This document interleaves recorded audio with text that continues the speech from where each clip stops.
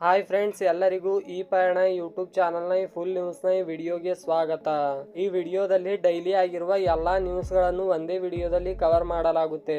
ಅದಕ್ಕೆ ತಾವುಗಳು ಈ ವಿಡಿಯೋನ ಎಂಡ್ ವರೆಗೆ ನೋಡಿ. ಹಾಗೆ ವಿಡಿಯೋ ಏನಾದ್ರೂ ಇಷ್ಟವಾದ್ರೆ ವಿಡಿಯೋನು ಲೈಕ್ ಮಾಡಿ.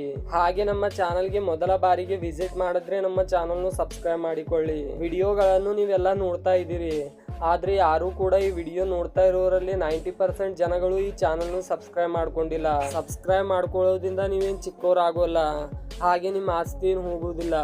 ಪ್ಲೀಸ್ ಸಬ್ಸ್ಕ್ರೈಬ್ ಮಾಡ್ಕೊಳ್ಳಿ. ಪಾಕಿಸ್ತಾನದಲ್ಲಿ ಮತ್ತೆ 4.2 ತೀವ್ರತೆಯ ಮತ್ತೊಮ್ಮೆ ಭೂಕಂಪವಾಗಿದೆ. ಈ ಭೂಕಂಪದಿಂದ ಪಾಕಿಸ್ತಾನದಲ್ಲಿ ಒಮ್ಮೆಲೆ ಜನರು ಭಯಕ್ಕೆ ಒಳಗಾಗಿದ್ರು. ಪಾಕಿಸ್ತಾನ ಭಾರತದ ಮೇಲೆ ಏರ್ ಸ್ಟ್ರೈಕ್ ಮಾಡಲು ಮೇ 10ರಂದು ಮಾಸ್ಟರ್ ಪ್ಲಾನ್ ಹಾಕಿಕೊಂಡಿತ್ತು.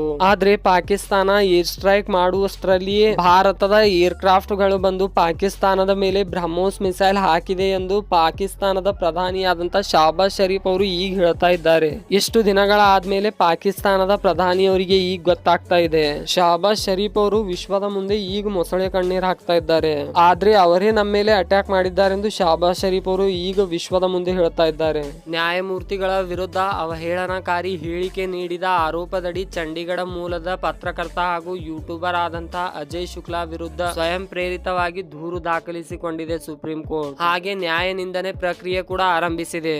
ಏನಿದು ಪ್ರಕರಣ ಅಂತ ತಿಳಿದುಕೊಳ್ಳುವುದಾದರೆ, ನಿವೃತ್ತ ನ್ಯಾಯಮೂರ್ತಿಗಳಾದಂತ ಬಿಲ್ಲಾ ಎಂ ತ್ರಿವೇದಿ ಅವರು ನ್ಯಾಯಮೂರ್ತಿಗಳಿಗೆ ಟೀಕೆ ಮಾಡಿ ಆ ವಿಡಿಯೋವನ್ನು ಯೂಟ್ಯೂಬ್ ನಲ್ಲಿ ಹಂಚಿಕೊಂಡಿದ್ರು. ಈ ವಿವಾದಾತ್ಮಕ ವಿಡಿಯೋನು ತಕ್ಷಣವೇ ಯೂಟ್ಯೂಬ್ ನಿಂದ ತೆಗೆದುಹಾಕಬೇಕು. ಇಂತಹ ರೀತಿಯ ವಿಡಿಯೋಗಳನ್ನು ಮಾಡಬಾರದೆಂದು ನಿರ್ಬಂಧ ಹೇರಿ ಮುಖ್ಯ ನ್ಯಾಯಮೂರ್ತಿಗಳ ತ್ರಿಸದಸ್ಯ ಪೀಠ ಆದೇಶಿಸಿದೆ. ಕನ್ನಡ ಸಾಹಿತ್ಯ ಹಾಗೂ 85ನೇ ಕನ್ನಡ ಸಾಹಿತ್ಯ ಸಮ್ಮೇಳನದ ಅಧ್ಯಕ್ಷರಾದಂತ ಎಚ್.ಎಸ್. ವೆಂಕಟೇಶ್ ಮೂರ್ತಿ ಅವರು ತಮ್ಮ 80ನೇ ವಯಸ್ಸಿನಲ್ಲಿ ವಿಧಿವಶರಾಗಿದ್ದಾರೆ. ಇವರ ವಿಧಿವಶಕ್ಕೆ ಹಲವಾರು ಗಣ್ಯರು ಸಂತಾಪ ಸೂಚಿಸಿದ್ದಾರೆ. ಇತ್ತೀಚೆಗೆ ನಟರಾದಂತ ಕಮಲ್ ಹಾಸನ್ ಅವರು ಒಂದು ಹೇಳಿಕೆ ನೀಡಿದ್ರು. ತಮಿಳು ಭಾಷೆಯಿಂದನೇ ಕನ್ನಡ ಭಾಷೆ ಹುಟ್ಟಿದೆ ಎಂದು ಒಂದು ಹೇಳಿಕೆ ನೀಡಿದ್ರು. ಈ ಹೇಳಿಕೆಯು ತುಂಬಾ ಚರ್ಚೆಗೆ ಗ್ರಾಸವಾಗಿತ್ತು. ಹಾಗೆ ತುಂಬಾ ಕನ್ನಡಿಗರು ಆಕ್ರೋಶಕ್ಕೂ ಕೂಡ ಕಾರಣವಾಗಿತ್ತು ಈ ಹೇಳಿಕೆಯಿಂದ ನಟ ಕಮಲ್ ಹಾಸನ್ ಮೇಲೆ FIR ಕೂಡ ಹಾಕಲಾಗಿತ್ತು. ಈ ವಿಷಯ ಇಷ್ಟು ಚರ್ಚೆಗೆ ಗ್ರಾಸವಾದ್ರೂ ಕೂಡ ಈಗ ನಟ ಕಮಲ್ ಹಾಸನ್ ಒಂದು ಹೇಳಿಕೆ ನೀಡಿದ್ದಾರೆ. ತಪ್ಪಾದ್ರೆ ಕ್ಷಮೆ, ತಪ್ಪೇ ಇಲ್ಲದಿದ್ದರೆ ಕ್ಷಮೆ ಅಂತ ನಟ ಕಮಲ್ ಹಾಸನ್ ಹೀಗೆ ಹೇಳಿದ್ದಾರೆ. ಲೋಕಸಭೆಯ ವಿರೋಧ ಪಕ್ಷದ ನಾಯಕರಾದಂತ ರಾಹುಲ್ ಗಾಂಧಿ ಅವರಿಗೆ ಅಧಿಕಾರವೇನಾದ್ರೂ ದೊರೆತರೆ ಪಾಕ್ ಆಕ್ರಮಿತ ಕಾಶ್ಮೀರವು ಭಾರತದ ಭಾಗವಾಗಲಿದೆ. ಈ ಮಾತು ಯಾರು ಹೇಳಿದ್ದಾರಂತಂದ್ರೆ ಕಾಂಗ್ರೆಸ್ನ ಸಂಸದರಾದಂತ ಪ್ರಮೋದ್ ತಿವಾರಿ ಅವರು ಈ ಮಾತು ಹೇಳಿದ್ದಾರೆ. ಪ್ರಮೋದ್ ತಿವಾರಿ ಅವರ ಈ ಹೇಳಿಕೆಯು ಸಾಮಾಜಿಕ ಜಾಲತಾಣದಲ್ಲಿ ತುಂಬಾ ಚರ್ಚೆಗೆ ಗ್ರಾಸವಾಗಿದೆ ಅಂತ ಹೇಳಬಹುದು. ದಕ್ಷಿಣ ಕನ್ನಡದಲ್ಲಿ ಸುರಿಯುತ್ತಿರುವ ಧಾರಾಕಾರ ಮಳೆಯಿಂದಾಗಿ ಬೆಟ್ಟ ಕುಸಿದು ಮನೆ ಮೇಲೆ ಬಿದ್ದಿದೆ. ಇದರಿಂದ ಮನೆಯಲ್ಲಿರುವ ಒಬ್ಬ ಮಹಿಳೆ ಮರಣ ಹೊಂದಿದ್ದಾರೆ. ಹಾಗೆ ಇಬ್ಬರು ವ್ಯಕ್ತಿಗಳು ಗಾಯವಾಗಿದ್ದಾರೆ. 72ನೇ ಆವೃತ್ತಿಯ ವಿಶ್ವ ಸುಂದರಿಯ ಸ್ಪರ್ಧೆಯು ನಾಳೆ ಗ್ರ್ಯಾಂಡ್ ಫಿನಾಲೆ ಹೈದರಾಬಾದ್ ನಲ್ಲಿ ನಡೆಯುತ್ತಿದೆ.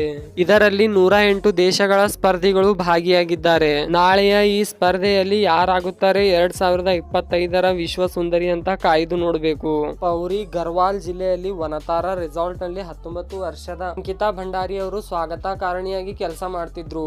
2022 ಸೆಪ್ಟೆಂಬರ್ 18ರಂದು ರೆಸಾರ್ಟ್ ಬಳಿ ಇರುವ ಕಾಲುವೆಯೊಂದರಲ್ಲಿ ಅಂಕಿತಾ ಅವರ ಮೃತದೇಹ ಪೊಲೀಸರಿಗೆ ಸಿಕ್ಕಿತು. ಸಿಬ್ಬಂದಿ ಹಾಗೂ ಪುಲಿಕೆ ಸಹಚರರಾದ ಸೌರಭ್ ಭಾಸ್ಕರ್ ಹಾಗೂ ಅಂಕಿತ್ ಗುಪ್ತಾ ವಿರುದ್ಧ ನ್ಯಾಯಾಲಯಕ್ಕೆ ಆರೋಪ ಪಟ್ಟಿ ಸಲ್ಲಿಸಿತ್ತು. ವೈಮನಸ್ಸಿನಿಂದ ಅಂಕಿತಾಳನ್ನು ಕೊಲೆಗೈದಿದ್ದಾರೆಂದು ಆರೋಪಿಸಲಾಗಿತ್ತು. ಮೂವರ ವಿರುದ್ಧ ಆರೋಪ ಸಾಬೀತಾಗಿದ್ದು ಜೀವಿತಾವಧಿ ಶಿಕ್ಷೆ ವಿಧಿಸಲಾಗಿದೆ ಎಂದು ಜಿಲ್ಲಾ ನ್ಯಾಯಾಧೀಶೆ ರೀನಾ ನೇಗಿ ಆದೇಶಿಸಿದ್ದಾರೆ. ಪುಲಿಕೇತ್ ಆರ್ಯ ಉತ್ತರಾಖಂಡ್ ಬಿಜೆಪಿ ನಾಯಕರಾದಂತಹ ವಿನೋದ್ ಆರ್ಯ ಅವರ ಮಗನಾಗಿದ್ದಾನೆ.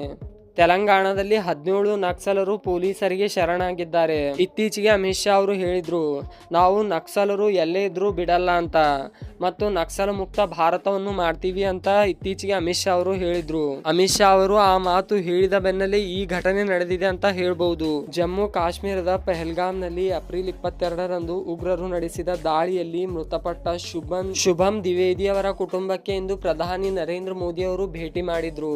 ಶುಭಂ ಅವರ ಕುಟುಂಬಕ್ಕೆ ಭೇಟಿ ಮಾಡಿ ಮೋದಿ ಅವರು ಅವರ ಕುಟುಂಬಕ್ಕೆ ಸಾಂತ್ವನ ಹೇಳಿದ್ರು. ಇಂದು ಪ್ರಧಾನಿ ನರೇಂದ್ರ ಮೋದಿ ಅವರು ಬಿಹಾರಕ್ಕೆ ಚುನಾವಣಾ ಪ್ರಚಾರಕ್ಕೆಂದು ಹೋಗಿದ್ರು. ಆ ಸಮಯದಲ್ಲಿ ಏರ್ಪೋರ್ಟ್ ನಲ್ಲಿ ಇತ್ತೀಚೆಗೆ ಕ್ರಿಕೆಟ್ ನಲ್ಲಿ ಫೇಮಸ್ ಆದಂತ ವೈಭವ್ ಸೂರ್ಯವಂಶಿಗೆ ಮೀಟ್ ಆಗಿ ವೈಭವ್ ಸೂರ್ಯವಂಶಿ ಹಾಗೆ ಅವರ ಅಮ್ಮ ಅಪ್ಪನ ಜೊತೆಗೂ ಮಾತಾಡಿದ್ರು.